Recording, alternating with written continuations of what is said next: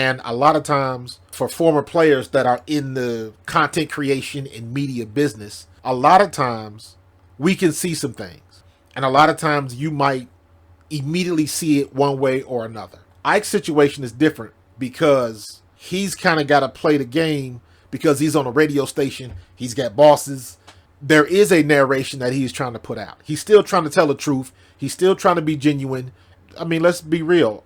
Ike is one of the better ones on the radio right now. But I can understand you got to get into some, some grimy topics sometimes because that's what the fan want. It's all, if you're on a call-in show, you got to answer the questions that the people call in and ask about. It's not necessarily just your agenda. So you do have to cater to the fans because that's their business model. Us on YouTube, content creators, we're a little bit different. We're not held to that same standard. I work for me, so I don't have to worry about executives in suits looking over my shoulder, wondering what I'm going to say. So I understand where Ike has to play kind of both ends to the middle sometimes, depending on what the question is, what they're talking about, and things of that nature. And people will be asking questions, and people get comfortable with Ike Reese, and they want to talk to him like he never played. And it's like, don't forget, the dude knows what he's talking about. So sometimes it can fall back on the fans because they get a little bit too comfortable, or they just think they know every damn thing because they was in somebody's barbershop talking for a couple hours. AJ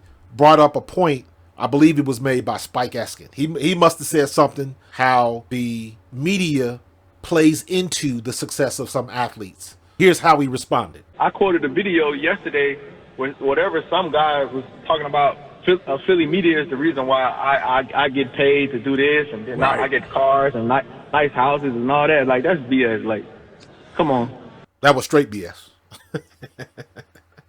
This the one that AJ is talking about. Basically, he was talking generalizing, and I think Ike pretty much explained that.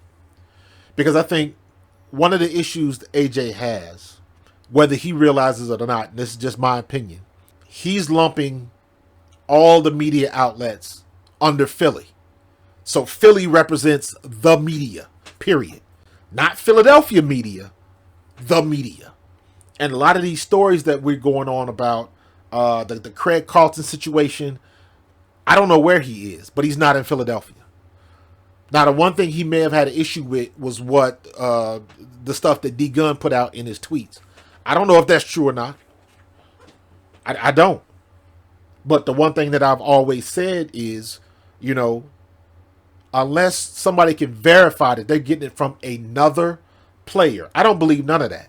It is either a scheduled leak by a team or they are guessing. Unless you talk to a player and get the right, what he said, get the right context, who he said it to, when he said it, all of that kind of stuff, you are just guessing. You can't say some of the stuff that people have said in the media, and it can't be because you got it from a man sitting next to the man sitting next to the man. You got to get it from the source, or it's got to come with a little bit of BS. Period. But most of it is usually painting a situation, a player, or a coach in a bad light. And honestly, AJ has nothing to do with that.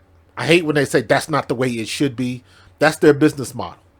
That's what radio stations do. That's what sports talk radio does. That's how they make their money. And now they got to compete with the online component, YouTube, Twitter, Twitch, streaming, all of that kind of stuff. So they got to step up their game. And like I said before, it seems like everybody wants to watch the train wreck. They want to take the most salacious and outlandish and crazy stuff. Shannon Sharp did the thing with Cat Williams, and that launched a whole, somebody said Shannon Sharp is the new Wendy Williams.